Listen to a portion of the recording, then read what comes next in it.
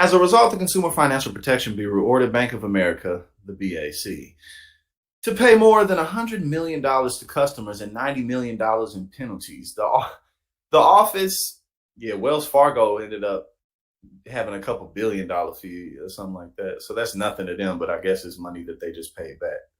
The Office of the Controller of the Currency also ordered Bank of America to pay $60 million in fines. Okay, so what's that? $250 million. The bank is the second largest in the United States, serving 68 million individuals and small businesses.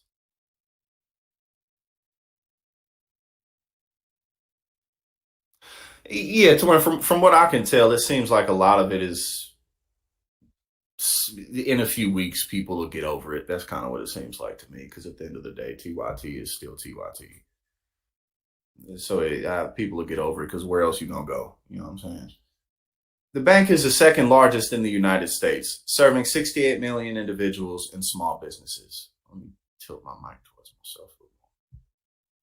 68 million people and small businesses.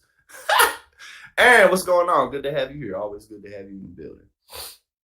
Some of the changes are reminiscent of the Wells Fargo scandal last decade that involved opening millions of bank accounts without customer authorization. Bank of America wrongfully withheld credit card rewards, double dipped on fees, and opened accounts without consent, the Consumer Financial Protection Bureau Director Rohit Chopra said in a statement. These practices are illegal and undermine customer trust. The Consumer Financial Protection Bureau will be putting an end to these practices across the banking system. Mm.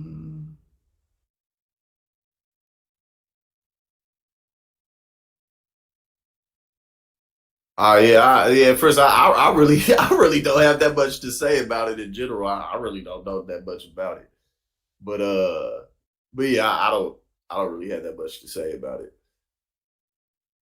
All right, let's see the stated violations. The Consumer Financial Protection Bureau, okay, they harm hundreds of millions of hundreds of thousands of consumers over a period of several years and across multiple product lines and services.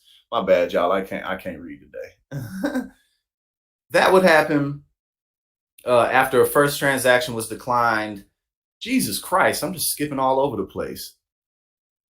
Okay, so it says among them, the Consumer Financial Protection Bureau and OCC found that the bank, which normally charged customers $35 in their transaction, was declined due to insufficient funds. Allowed these fees to be repeatedly charged for the same transaction, resulting in customers being charged tens of millions of dollars in fees on resubmitted transactions. So they was just straight ganking people's money. They was just straight taking people's money. Oh, like, oh, I'm sorry. Oh, I'm sorry. I'm sorry. You know what I mean? Like, it was an accident. It's always so crazy when they act like there's some type of accounting error, and the accounting error or the technical difficulty always just so happens to put money in their pockets, not the other way around. You know what I'm saying? Yeah, that the spice was that nice. That's exactly what it was, Sean. That's exactly what it was. I had to read it a second time. But yeah, every time. Oh yeah, exactly, Dion. This is the first time any of us have ever seen anything like this. You know what I'm saying? This is the first time a bank has ever done anything along these lines. But again, the errors and the technical difficulties always just so happen to send things in the direction of the institution and not the little guy. That would happen after a first transaction was declined if a third party merchant resubmitted the charge to the customer's account, which may still have had insufficient funds to cover that expense. At that point, the customer could again be hit with either a $35 insufficient funds fee or a $35 overdraft fee.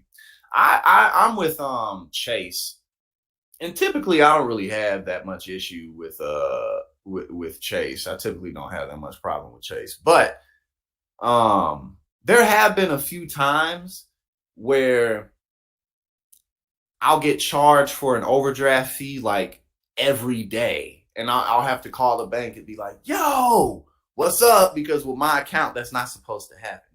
It normally doesn't happen. but sometimes it will. You know what I'm saying? So the bank's disclosures did not clearly explain that multiple fees could result from the same transaction. Additionally, customers had no ability to know when or if a merchant would resubmit a transaction to the bank for payment, and therefore could not reasonably avoid the assessment of multiple fees for the same transaction.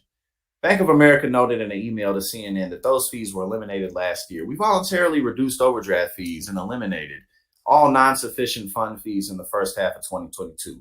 As a result of these industry-leading changes, revenue from these fees has dropped more than 90%. Look, you see how they said that? They said it like, look, guys, we took a 90% dip from this source of revenue, all right? We're doing you guys a favor by not charging you over and over again, all right? So shut up. Get over it. That's basically what they talking about. Oh yeah, overdraft, man, overdraft fees. That's just so ridiculous too. Why don't you just charge me for what I paid for? You know what I'm saying? But it's so good.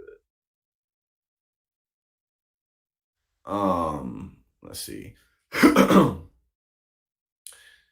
The CFPB also said the bank would make special offers of cash and points when signing up new credit card customers, but that it illegally withheld those promised bonuses to tens of thousands of customers.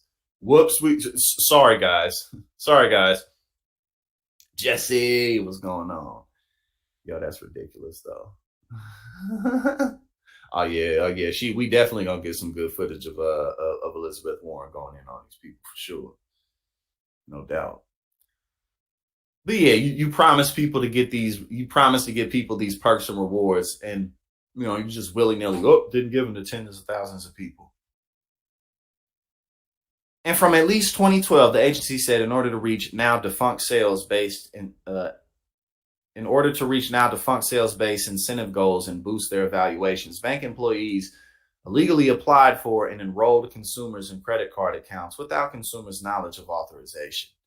That involved using or obtaining consumers' credit reports without their consent, and it resulted in customers being charged unjustified fees, taking hits to their credit reports, and having to make efforts to correct the errors the bank made.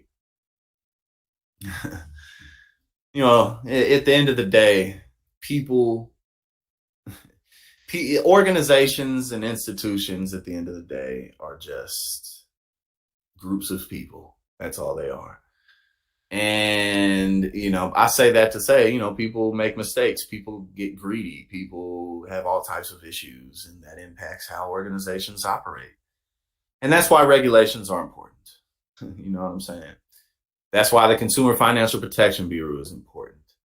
And that's why anything along those lines makes a difference, because people be doing this. You know what I'm saying?